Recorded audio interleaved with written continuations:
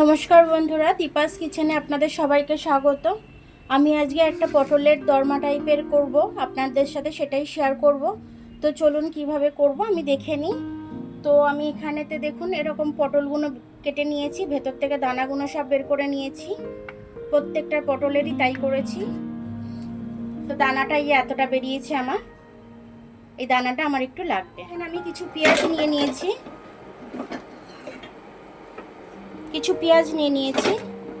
এই পেঁয়াজটা আমার ভাজবো আমি পেঁয়াজটা। তো চলুন আমি ফ্রাই প্যানে দিয়ে দিই। ফ্রাই প্যানে তেল গরম হতে দিয়েছি, এবার পেঁয়াজটা দিয়ে দিচ্ছি। তো এটাকে আমি একটু ভেজে নেব ভালো করে।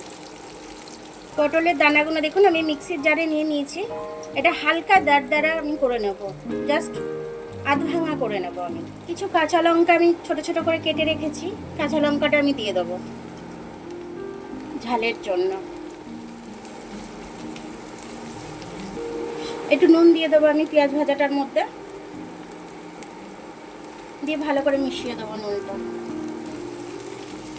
মধ্যে একটু হলুদও দিয়ে দেবো আমি, একটু হলুদ দিয়ে দিচ্ছি। হলুদ দিয়ে খুব ভালো করে আমি হলুদটা দিয়ে ভেজে নেবো একটু। পেঁয়াজটা আমার আধ ভাজা হয়ে গেছে। এবার এই ভাজার মধ্যে আমি পটলের ওইটা যেটা অর্ধেকটা আমি গুঁড়িয়ে রেখেছিলাম হাফ, ওটা আমি দিয়ে দিচ্ছি। দিয়ে আমি এটা এর সাথে ভেজে নেবো। একটু জিরে গুঁড়ো দিয়ে দেবো, অল্প করে দেবো, খুব বেশি দেবো না, তাহলে বাজে লাগবে খেতে। একটু ধনে গুঁড়ো দিয়ে দিচ্ছি অল্প করে। আমি কাঁচা লঙ্কা দিয়েছি, তারপরেও অল্প করে একটুখানি ঝালের লঙ্কা দিলাম, আমি অল্প করেই দিলাম। এটাকে ভালো করে ভেজে নেবো আমি। এবারে একটু কালারের জন্য কাশ্মীরি লাল লঙ্কা দেবো আমি, একটু কাশ্মীরি লাল লঙ্কা দিয়ে দিলাম একটু কালারের জন্য। অল্প করে একটু চাট মশলা দিয়ে দেবো, অল্প করে দিয়ে দিলাম।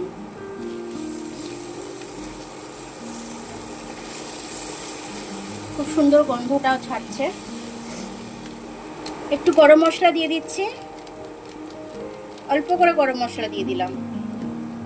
এবার একটু নেড়ে মিশিয়ে নেবো আমি। একটা ডিম ফাটিয়ে দিয়ে দিলাম, একটাই দেবো, বেশি দেবো না। একটুখানি নুন দিয়ে দিলাম ডিমটার মধ্যে, নাহলে ডিমটার মধ্যে নুনের স্বাদটা আসবে না। মশলাটার সাথে ভেজে নেব। ডিমটা দিয়ে ভেজে নিয়েছি। একটু ধনে পাতা দিয়ে দেবো, ধনে পাতা একটু কুচিয়ে রেখেছিলাম, ধুয়ে নিয়েছি ভালো করে। এবার এটা ভালো করে নেড়ে মিশিয়ে নেবো আমি। এটা আমার ভাজা ভাজা হয়ে গেছে। এবার এটাকে আমি নামিয়ে নেব, একটু ঠান্ডা হতে দেব, কারণ আমি এটা পটলের মধ্যে ভরবো।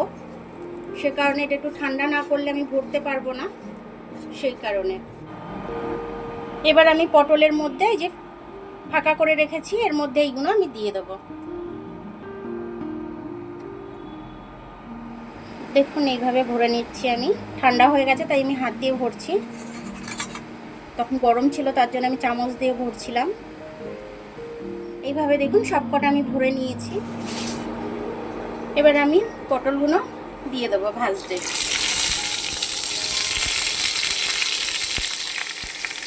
এইভাবে এগুলো হতে থাকে, আমি একটু চাপা দিয়ে দেবো, ধিমি আছে হোক, পটলটা নরম হয়ে যাবে। ধিমি আছে, এটা চাপা দিয়ে আমি হতে দেব।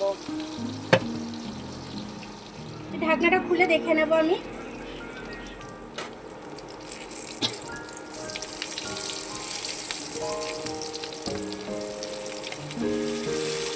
আমার পটলের এটা কিন্তু হয়েই এসছে।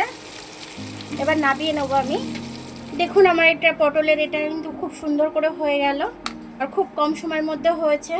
আর এটা কিন্তু রুটি দিয়ে এবং ভাত দিয়ে, সরু চালের ভাত দিয়ে কিন্তু দারুণ লাগবে খেতে।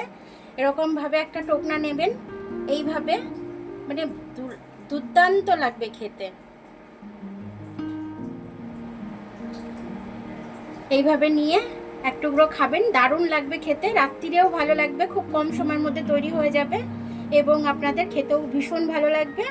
তো আপনারা এরকমভাবে করে খাবেন। দুপুরে লাঞ্চে যদি মনে করেন আপনারা খাবেন, তাহলে লাঞ্চে ওইটা করে সরু সরু চালের ভাত দিয়ে খেতে পারবেন, দারুণ লাগবে, ভীষণ টেস্টি হয়েছে খেতে এটা। তো আপনারা এইভাবে অবশ্যই করে খাবেন। তো আমার ভিডিওটা দেখার জন্য অনেক অনেক ধন্যবাদ। আমার ভিডিওটা যদি আপনাদের ভালো লাগে লাইক, সাবস্ক্রাইব, বেল আইকনটা একটু টিপে দেবেন। ফেসবুক থেকে যদি দেখেন লাইক আর ফলোটা একটু করে দেবেন। আবার কাল দেখা হবে নতুন রেসিপির সাথে। ততক্ষণ আপনারা ভালো থাকবেন, আমি আসছি।